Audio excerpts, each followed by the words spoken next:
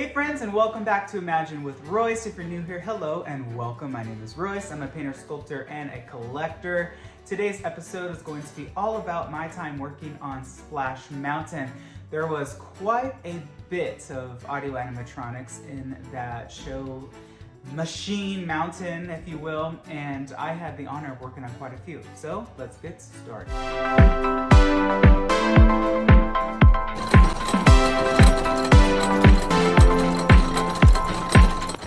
So I remember the first time I walked through this ride, it was quite insane to say the least. It's like labyrinth, it's like a maze. I had an amazing time walking through kind of like the first scene when you get actually into the show building where you see all of the geese singing and dancing.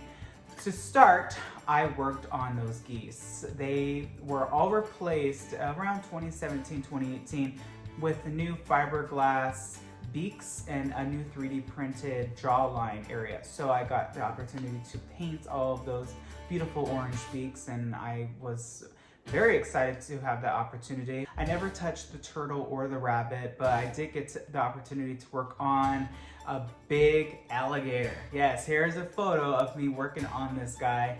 There are quite a few of these gators out there, and they're gators, right? Not crocodiles, because this is like, well, now it's the bayou, but Song of the South. Is that a gator? I really don't even know, but these were such fun animatronics. The time and attention that went into each one is absolutely wild. I had amazing documentation from Walt Disney Imagineering, and the art directors really just had a passion to maintain and to also make sure that if they are being swapped out, that you cannot tell. Now these gators had doubles. So, and of course a lot of times you will see them just gone. That is not because they're being taken out for a complete refurb. Oftentimes it's a mechanical issue that the figure needs to come out for a day. So that doesn't mean that it's out for good. Sometimes, for instance, like a lot of these mouths that are moving for 12 hours a day, and you'll see this a lot on Small World, the mouth rips and the silicone has to be replaced. That is a time-consuming task because not only do we have to, if we don't have a spare silicone head, cast one, and a lot of times if the cast isn't readily available on site, we have to order it, and a lot of the molds that are made from plaster, especially from their older attractions, are in Florida, so we have to mail them out. So usually when we have them shipped to the shop, we would do multiple casts, that way we have spares when needed. And of course, when you cast something, that takes time for the silicone to set. It also has to be fitted, painted, signed off by the art director. So it is a process. So if you see a figure that is gone, that is why. I actually had a really fun time recreating a lot of the figures from this attraction. I worked on Mother Possum, both in the ride, and this is my creation. If you haven't seen my reel, check it out.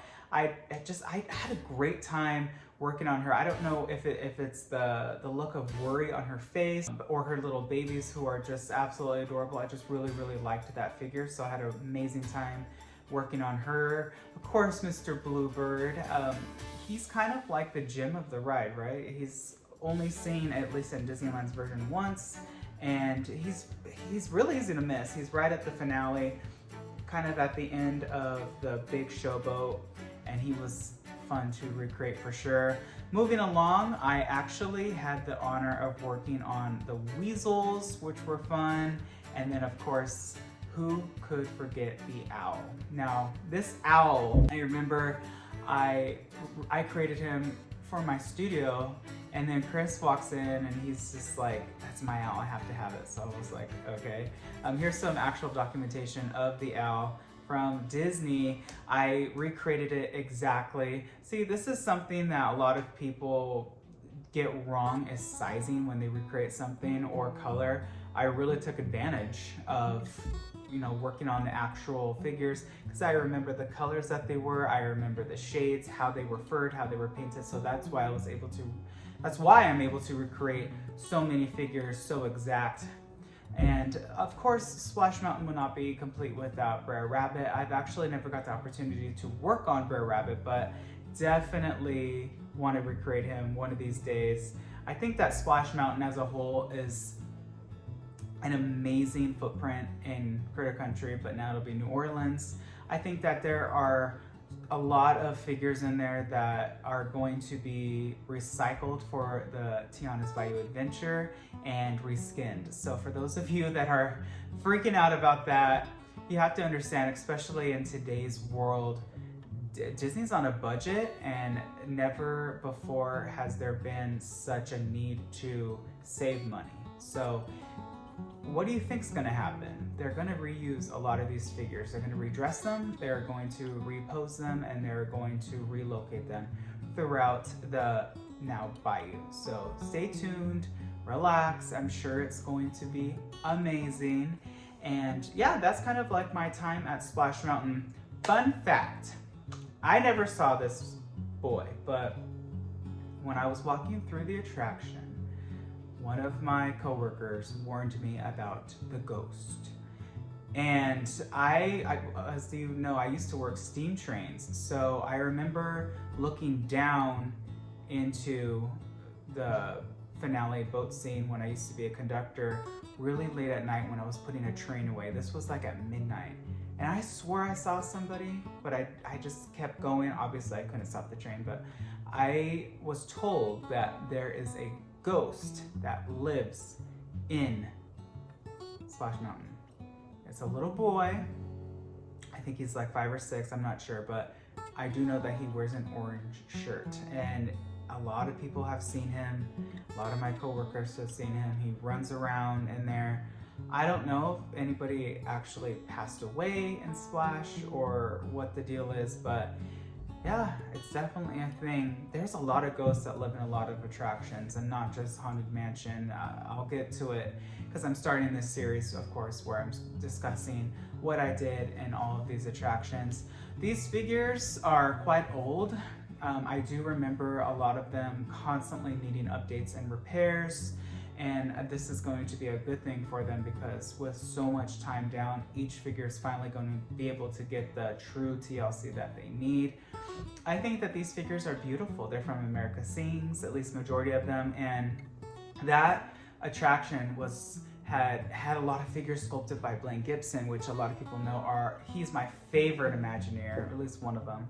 And his attention and ability to recreate a character from Mark's concepts or even maquettes is spectacular. So any of his figures, I loved painting, and I got the opportunity to paint so many of his pirates and tiki birds, and we'll get into that later on. But yeah, that's Splash Mountain.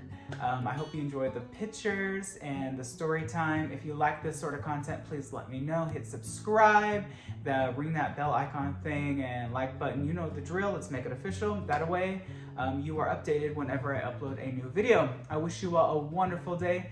Be nice to one another, and always remember, dreamers, not only to follow your dreams, but to chase them. Later.